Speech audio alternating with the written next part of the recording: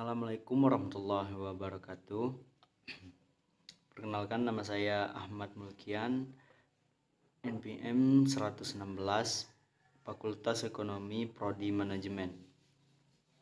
Oke, di sini saya akan menjelaskan tentang manajemen risiko. Nah, di sini saya akan menjelaskan bagiannya, jenis-jenis risiko bisnis. Oke, kita lanjut. Proses identifikasi risiko. Proses identifikasi risiko tergantung dari unit atau bagian yang ada di dalam perusahaan serta keahlian dan kemampuan dari tim manajemen risiko yang ditugaskan untuk mengidentifikasi risiko-risiko di setiap perusahaan. Nah, di sini ada contoh proses identifikasi risiko. Yang pertama, perusahaan yang banyak menggunakan mesin sudah seharusnya lebih memperhatikan kecelakaan yang dapat disebabkan oleh mesin tersebut. Nah, itu contoh dari proses identifikasi risiko. Oke, kita lanjut. Nah, di sini ada langkah-langkah dalam mengidentifikasi risiko. Yang pertama, identifikasi risiko dengan mengumpulkan informasi. Yang kedua, pengelompokan risiko. Yang ketiga, pembentukan tim. Nah, kita jelaskan yang pertama yaitu identifikasi risiko dengan mengumpulkan informasi. Dengan dilakukan mengumpulkan peristiwa yang dapat menimbulkan risiko bagi perusahaan.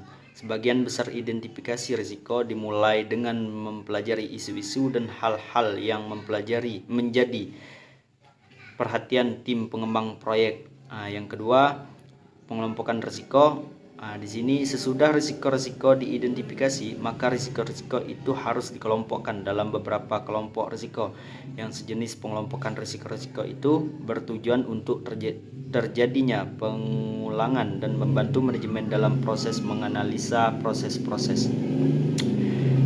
Yang ketiga yaitu pembentukan tim. Siapa saja yang terlibat dalam kegiatan-kegiatan yang berhubungan dengan identifikasi risiko. Perusahaan dapat membentuk tim khusus untuk mengidentifikasi dan mengelola risiko yang terdiri dari manajer unit, anggota-anggota unit, tim manajemen risiko, ahli dari luar, tim proyek, dan lain-lain.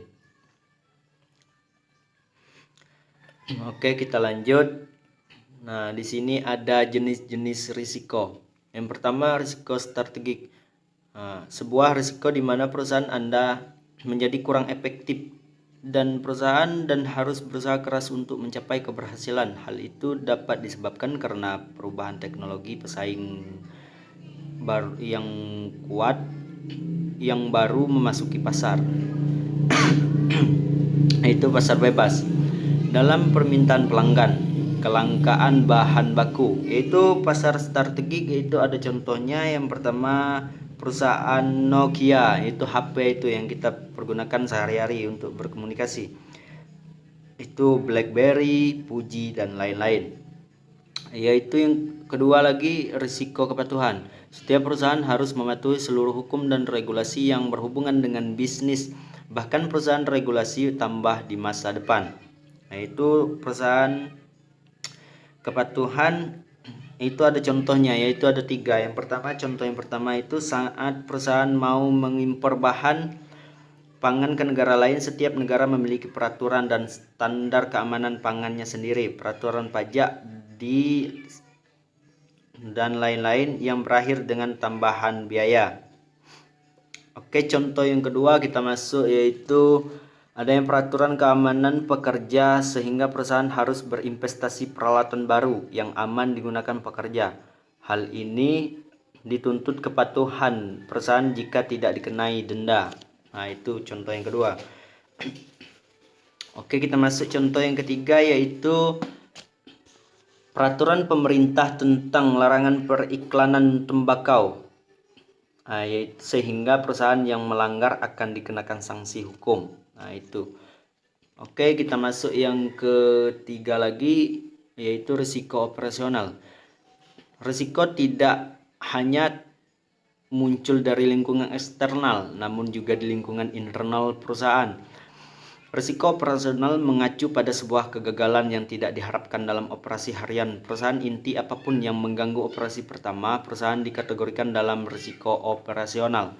Itu risiko operasional ada contohnya juga. Yang pertama, kesalahan karyawan dalam mengeluarkan cek yang senilai, contohnya 1 juta menjadi 100 juta. Yang kedua, kesalahan koki dalam memasak, banyaknya produk gagal dan rusak.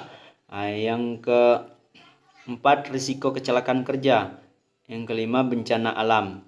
Itu contoh-contoh dari risiko operasional. Yang ketiga ini. Yang keempat kita masuk yaitu risiko finansial. Kategori risiko finansial mengacu secara khusus pada arus masuk dan keluar uang dalam bisnis Anda dan kemungkinan Anda kerugian finansial. Utang jangka panjang yang tinggi dengan tingkat suku bunga yang berubah, risiko piutang yang tidak dibayar. Kita masuk yang kelima yaitu risiko reputasi. Tidak peduli industri apa yang Anda jalankan, seorang pengusaha harus menjaga reputasi. Jika reputasi Anda rusak, Anda akan melihat kerugian dalam waktu cepat. Seperti pelanggan yang mulai ragu berbisnis dengan Anda, investor yang menarik modal dari perusahaan, pekerja akan menurun moralnya dan pergi atau kritik keras produk atau layanan Anda. Nah, itu yang keenam, risiko kondisi global. Ketika perusahaan melaksanakan bisnis internasional, kinerja mereka sangat tergantung pada pergerakan nilai tukar.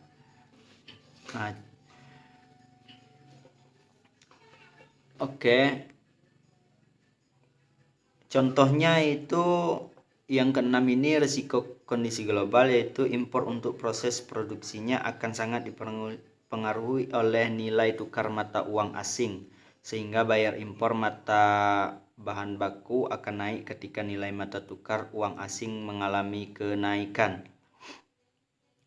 Perusahaan yang melaksanakan bisnis internasional dapat meminimalkan risiko bisnisnya dengan melakukan kontrak khusus nilai tukar mata uang, yaitu contoh yang keenam.